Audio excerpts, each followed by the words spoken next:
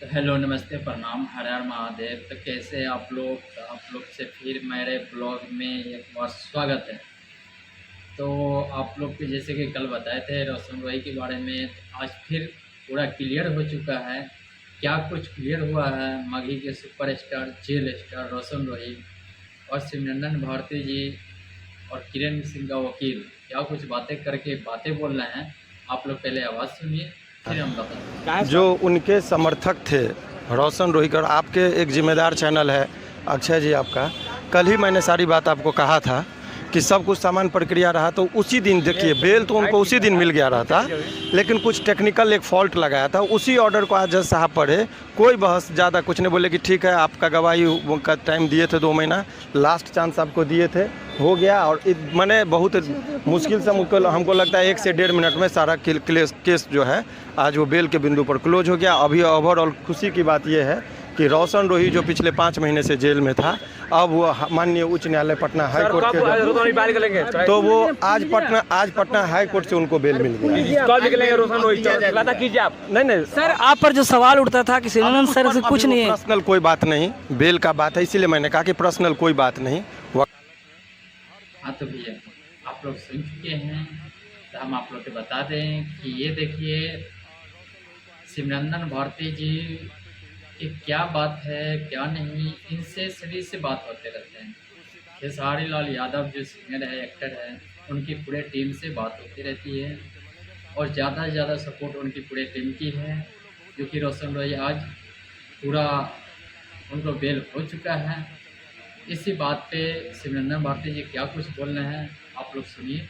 ले किया जा सकता है लास्ट उनका काउंटर की बात, जैसा ये केस है इतना ही बस। बाकी आज रोशन रोही क्या बाहर निकल जाएंगे? उस बात पर भी आते हैं जी। तो वो बताया गया कि वो गाना वाला केस है, ये देख चुके हैं, सुन भी चुके हैं आप लोग।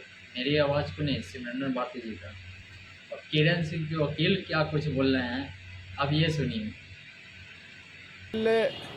तो एक प्रक्रिया है, आप everyone know about the law. Jail is exception and bail is rule. किसी भी कानून में ऐसा होता है कि जो कोई अभियुक्त जो जेल में जाता है उसको एक न एक दिन बेल होता है। उसी प्रक्रिया के अंतर्गत जो है आज ऑनरेबल हाई कोर्ट ने इसको जो है कि बेल को जो है कि एक ग्रांट किया गया है। इसलिए jail is exception and bail is rule. Regular bail मिला है या फिर रेगुलर बेल मिला है इनको पूरे करीब 8 महीने के बाद। 8 महीने में 2 दिन देर हुआ है, 2 या 3 दिन देर है, यानी पूरे 8 महीने पर जो है कि अभियुक्त को जो है कि बेल से राहत मिली है। बेल ग्रांट किया गया ऑनरेबल पटना हाई कोर्ट के द्वारा।